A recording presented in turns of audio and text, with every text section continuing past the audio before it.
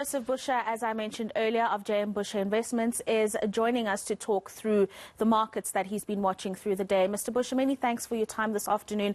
Let's start with the movements on the JSE. This week has been a very volatile week for the local bourse. A lot of it coming through from the resource stocks. I think one of the days the industrials had an impact there. Your thoughts on the trading week, and then why the JSE closed today? Negativity has certainly been creeping into the market. We backing the trend. You have seen that the overseas, the Dow, the US markets are all at all-time high, in particular the S&P 500. But I think in our case, because of the heavyweight process and Naspers, which have been facing a little bit of uncertainty due to the regulatory issues in China, have been dragging the markets down. As you said, one day is the industrials, the other day is our resource stocks, which also have supported, the rise in our equity markets over the last past 5 years. But certainly, I think, people are thinking possibly they've risen too much, and they had bumper profits, and people are taking, a little bit of profits off the share prices.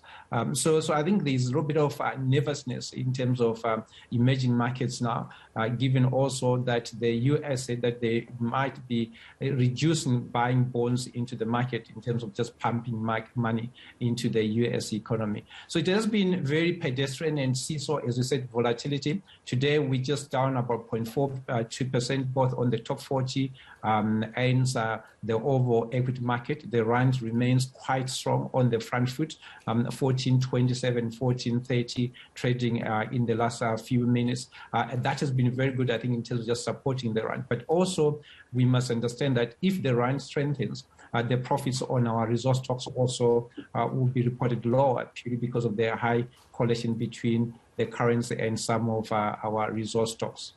Right, and of course we would lose out on that amazing tax revenue that's been coming through from the miners because of the rand value of those resources. Let's move on to some company news with that, Mr. Busha. Let's start with Truworths. I mentioned earlier on that in early afternoon trade, the stock lost about 12%, and this is despite reporting an over 20% jump in profits. I think investors were well aware that this recovery was from a very, very low base, and these retailers have a long way to go to recover fully.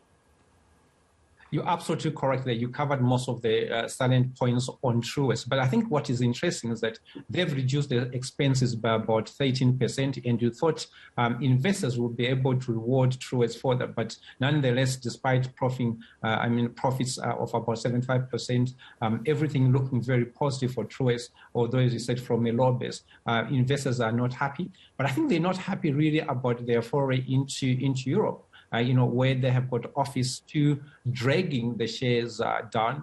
You're looking at about 17% down. They're also looking at reducing the trading space by about 12%.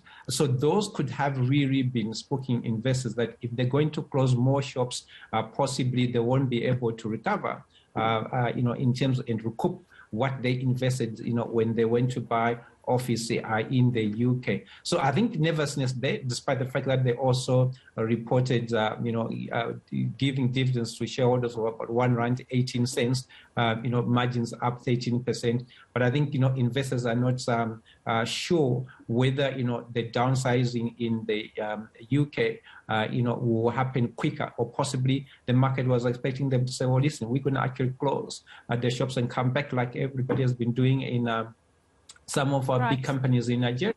They're just taking stock. Right. A final one, and very briefly, Mr. Busha, if you can. Long for Life, they're benefiting from the sportswear division. They're benefiting from the beverages division. But what we are seeing with Long for Life and their trading statement here is that people are just not going out to groom. So the sorbets and so are losing out on revenue. Well, certainly, I think they were a very, very diversified group, from beauty to manufacturing, as you say, to bottling. But the numbers are 100% from low base as well. But what is interesting that they've compared those numbers to 2019. Then you're looking at earnings and per share, headline earnings per share, all increasing between 35 and 50%, which is really different from if they were to be compared with 2020 result that will show 100% increase. To just possibly touch on the last one, WHO also reporting, very strong earnings per share, 167, despite the fact that their revenue was down. But this is attributed to basically, what they've managed to do in Australia in terms of just reducing losses. But I think they continue to lose losses, to lose money there in Australia. But I think, it's a mixed bag in terms of reporting. Everybody reporting good numbers, but because of the low base of 2020. Joseph Busha there giving us a wrap of the markets week that was, and he's from Busha Investment.